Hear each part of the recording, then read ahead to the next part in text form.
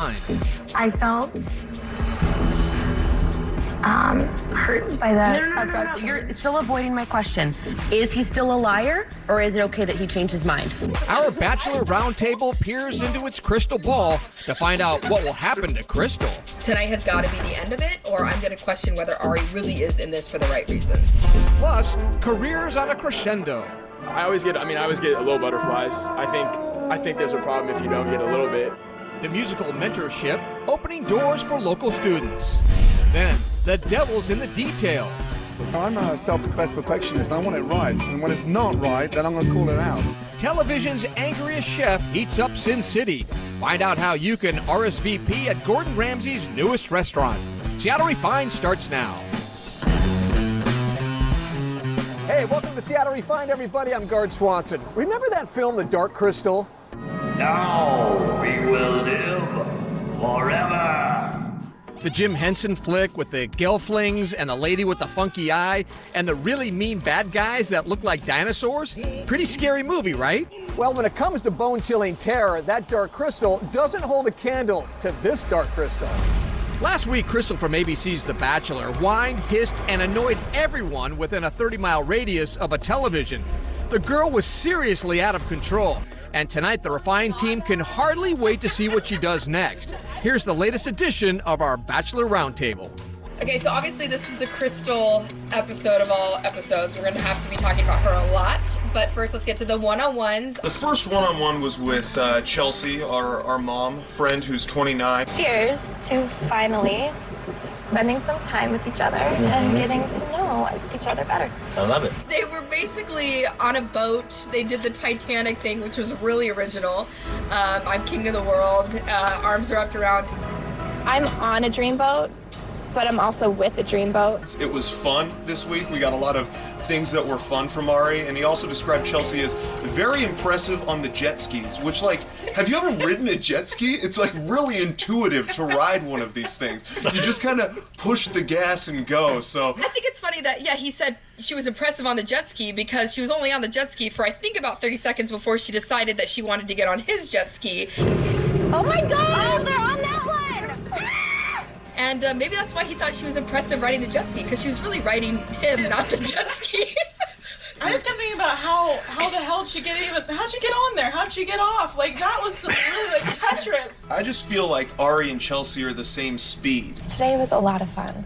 Yeah, it was fun. A lot of fun. I'm very curious about you, you know? They're both really boring. Let's just call a spade here. So then they have the romantic dinner. Chelsea tells him the story, the really, really sad story, and she gets a rose. The person that he did leave me for, they are now married, and they just welcomed their own son. And I was left with literally my belongings in trash bags. Ari was not going to let her go after that story. He would have been the biggest jerk of all time. Well, this week we had 2 one-on-one dates, and after Chelsea came and went, womp womp, then was Tia, who was much more exciting in my opinion. What's up? You look great. I feel like she's a top 4, and I feel like she's a Bachelorette contender. She's fun, she's attractive, feels like a lot of people like her. She's got kind of a bubbly personality. I bought all the Tia stock early, and I feel like it's just going up and up and up. I feel real good about my investment. So tell me about Froggen. Oh. Something new about you.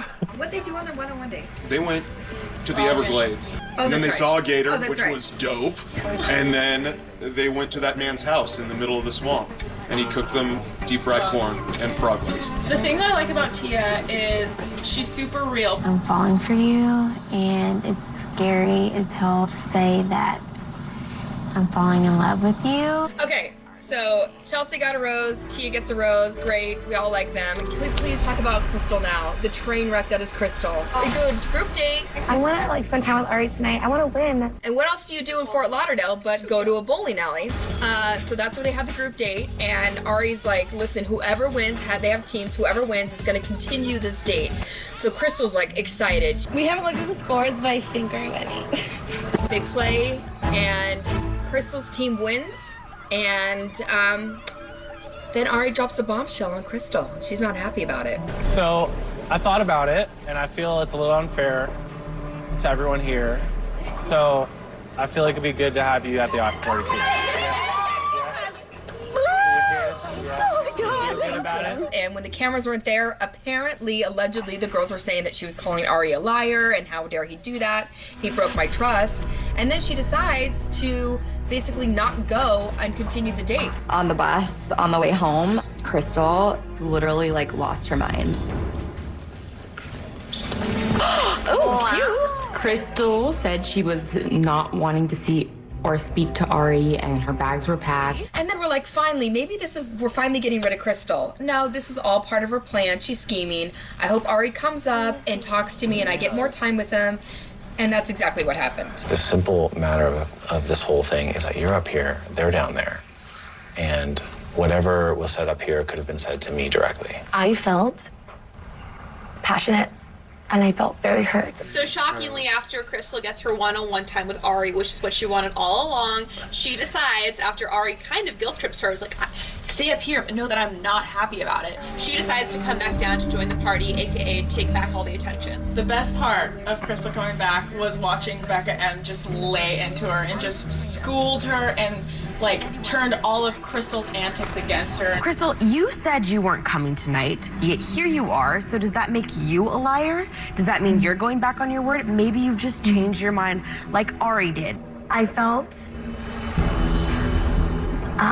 hurt by the No. You're still avoiding my question.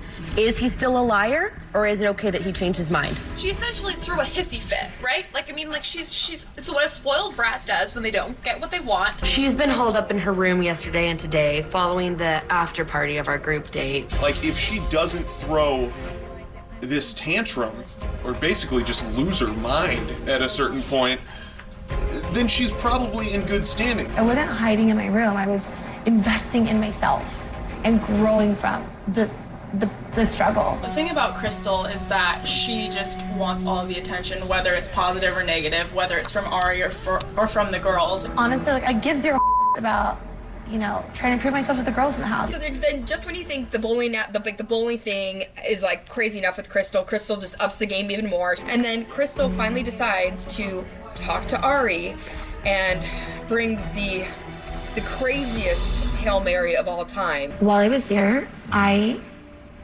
was having a flood of kind of my emotions from like my childhood.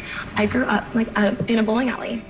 Like, my mom worked in a bowling alley all of my childhood, and so I was kind of reliving those memories. I don't know about you guys, but I would have loved to grow up in a bowling alley. That sounds fun. Just when you think there's no way Ari's buying this. Crystal is out. Everyone's like, okay, good, finally, Crystal, done. And I said she was going home that night. And then Ari calls her name. Crystal?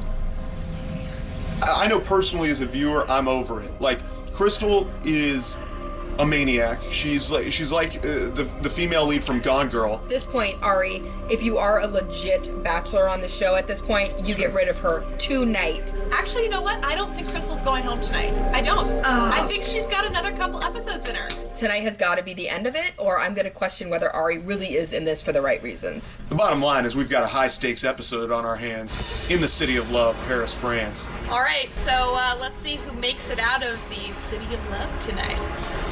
ABC's The Bachelor airs tonight at 8 right here on Como 4.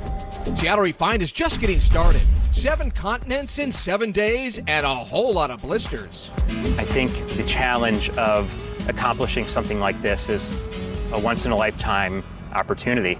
Meet the Seattle runner tackling the mother of all marathons. Plus, talented local musicians get their chance to play in the big leagues. But first, are you ready to create your sexiest Valentine's Day ever? SeattleRefined.com is co-hosting a Valentine's Day pre-funk at Lovers in Tukwila this Thursday. There will be free gifts, complimentary drinks, and experts on hand to offer all sorts of tips to help you prep for a fun Valentine's Day. The first 200 guests will get a special goodie bag. For more info, log on to our website. For the best. Welcome back to Refine. I'm Gard Swanson. Well, if you're like me, you spend the better part of your day adulting. And let's face it, being a responsible grown-up can sometimes flat out wear you out. I mean, every now and again, don't you just want to put on your jammies and play a video game? Well, that's almost what happened at Full Tilt over the weekend. Folks put on their PJs and dived into some delicious desserts to celebrate Eat Ice Cream for Breakfast Day. You can see the full gallery of this unusual event on our website. Some say music is a universal language, and for dozens of talented young musicians in our area, it's also a passion, and they hope through hard work they can turn it into a career. Refine's John Prentice discovered a cool program giving young Northwest artists a glimpse of what it takes to play in the big leagues. The oboe. Traditionally, orchestras tune every instrument, from violins to trombones, to match the pitch of its crisp, steady tone. I love playing the oboe. I started playing because it was the only instrument that we didn't have in the school orchestra. And then around like 10th grade, I decided that like this is what I want to do for the rest of my life. I love the sound of the oboe, and I think it's the greatest thing in the world. Donovan Bowen is a high school senior and one of a lucky and very talented few getting a chance to play with the Seattle Symphony as a member of Seattle Youth Symphony Orchestra, SYSO for short. Kathleen is the executive director. So Seattle Youth Symphony Orchestras is one of the largest youth symphony orchestras in the country. We serve nearly 1,800 students. This includes 5 levels of training orchestras, as well as 2 summer programs, and we also support the public schools. This is our top level group. This is our youth symphony group. So these are students who maybe have been playing since they were 6, 7 years old. One of the big honors is the opportunity to play side by side with Seattle Symphony. It's a little glimpse into the world of what playing in a real orchestra will be like. Mary is the principal oboist for Seattle Symphony and says she's taken Donovan under her wing. Donovan is an exemplary student. He's been studying with me for the past year and a half or so.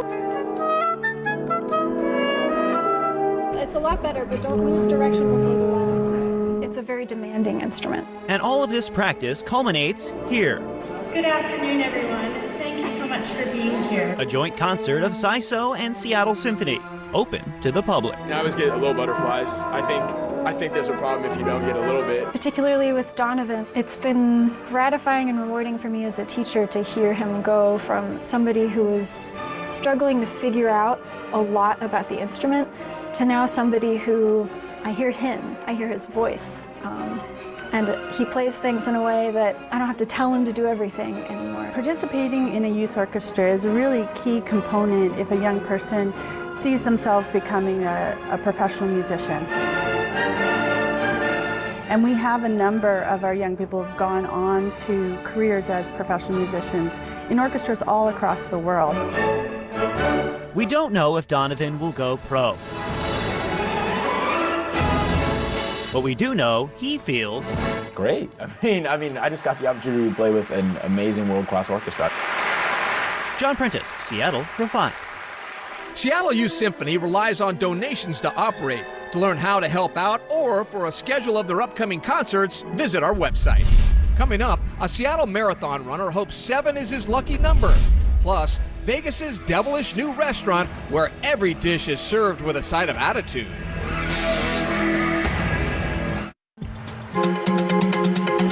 Today is the final leg of an exhausting and exhilarating adventure for a Seattle runner. Josh Sampson is in Miami today, wrapping up his 7th marathon, get this, in just 7 days. And as Como Sports Director Mike Ferrari explains, it's all part of an amazing race that took him to every continent on the globe. Josh Sampson is a runner. He's actually crazy about running. People that don't run don't necessarily get what we're doing and why we do it. I think, the reason I like running races is basically I surround myself with other people who have the same kind of crazy that I have. Now, running has made him sign up to do something crazy. I think the challenge of accomplishing something like this is a once-in-a-lifetime opportunity. This week, Josh and 55 other people, crazy about running as well, will do the unthinkable. They will run 7 marathons on 7 continents in 7 straight days. One of our younger teammates, on Facebook, all of her friends and family are like, this is amazing, you're gonna do so great. All of mine are like, you're crazy, why are you doing this? This is insane. I said, I need new friends. It's a well thought out, masterfully planned global trek that will test every fiber of Josh's being. It's a little daunting, and I don't think I've had fear of it until recently when I really realized what I'm up against. It's gonna be tough, but I'm up for it. The running odyssey will begin at the bottom of the world, Antarctica. From there, we go back to Cape Town. I think about 9 hours after the first race, we're running one in Cape Town. And then from there, we fly to Perth, Australia. That one's gonna be at night, so that'll be interesting. And then we go to Dubai, and that's our Asia stop. On to Lisbon, Portugal. Then we go to Cartagena, Colombia, and finish up in Miami. When he is grinding it out on the ice crystals of Antarctica or the sand particles of Dubai, Josh will have one person on his mind. I think about my dad every day. We lost him in 2015 to a very long battle with multiple myeloma. And I've run a lot of races and run a lot of money for the cause in the past, and it's something I want to continue to do. This adventure will be a physical challenge, that's a guarantee. It's the mental challenge that will have to be reckoned with mile by mile, hour by hour. I try to block things out until I'm facing them, because if I start putting it all together in my mind at once, that just may be way too daunting. Running 183.4 miles in 168 hours on 7 different continents. Josh can't wait to run around the world. I have never been to any of these places, so I'm very excited to fill up my passport with a bunch of stamps to places I've never been. And when he's done, there will be no week at the spa or a recovery session in Maui. He has one simple thing planned. So I'll probably have a drink, and then I'll take care of my kids and be with the family and have weekends where I'm actually with them. To learn more about the World Marathon Challenge, log on to our website. We'll be right back, but first, this refined, shareable moment.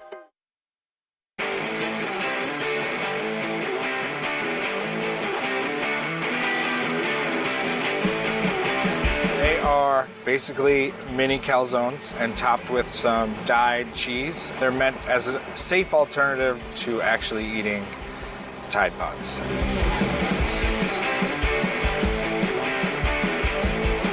I just made them, and it just kind of happened so fast. I had this.